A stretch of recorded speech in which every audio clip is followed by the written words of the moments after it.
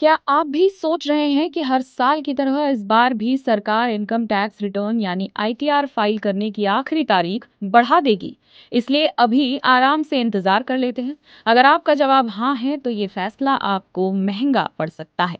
दरअसल ITR file करने की आखिरी तारीख अब बिल्कुल करीब है और इसे फाइल करने के लिए कुछ ही दिन बचे हैं। इतना ही नहीं, आखिरी के 2 दिनों में ई फाइलिंग वेबसाइट पर इतना ज्यादा दबाव बढ़ जाता है कि पोर्टल धीमा पड़ने लगता है। ऐसे में अगर आपने आखिरी समय तक इंतजार किया, तो टेक्निकल प्रॉब्लम्स की वजह से आपका रिटर्न समय पर फाइल नहीं हो पाएगा और आपको जुर्माना भी भरना पड़ सकता है। तो सवाल ये है कि क्या सच में आखिरी तारीख बढ़ने का इंतजार करना सही है? इनकम टैक्स से जुड़े एक्सपर्ट्स का साफ कहना है कि सिर्फ अटकलों के भरोसे बिल्कुल नहीं बैठना चाहिए। अगर पिछले कुछ सालों का रिकॉर्ड देखें, तो हर बार आखिरी दिनों में पोर्टल पर भारी लोड देखने को मिलता है।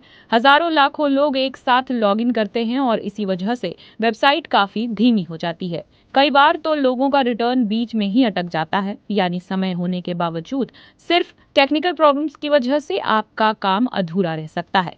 इसलिए समझदारी इसी में है कि आप अभी से अपने जरूरी दस्तावेज जैसे फॉर्म 16 और बाकी टैक्स से जुड़े कागजात तैयार रखें और समय रहते अपना आईटीआर दाखिल कर दें। अब बात करते हैं सबसे जरूरी सवाल की। अगर 31 जुलाई तक आईटीआर फाइल नहीं किया तो क्या होगा?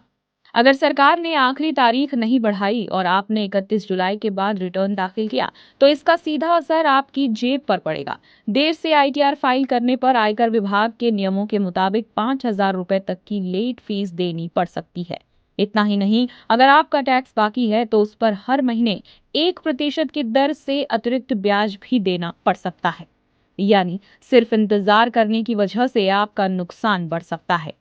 वहीं अगर आप समय रहते अपना आईटीआर फाइल कर देते हैं, तो इसके कई फायदे हैं।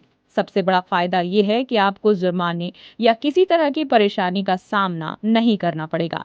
और अगर आपका टैक्स रिफंड बनता है, तो उसके जल्दी मिलने की संभावना भी बढ़ जाती है। इसलिए आखिरी समय की भागदौड़, वेबसाइट की धीमी रफ्तार और बेवजह के जुर्माने से बचना है, तो आज ही अपना आईटीआर फाइल करने की प्रक्रिया पूरी कर ले। याद रखिए, तारीख बढ़ेगी या नहीं ये सिर्फ एक संभावना है, लेकिन समय पर आईटीआर फाइल करना आपकी जिम्मेदारी है। इसलिए अटकलों पर नहीं, सही समय पर सही फैसला ले। आपको हमारा ये वीडियो कैसा लगा, कमेंट करके हमें जरूर बताएं। इस वीडियो को लाइक और शेयर जरूर करें और हमारे इस चैनल को सब्सक्राइब करना ना भूलें।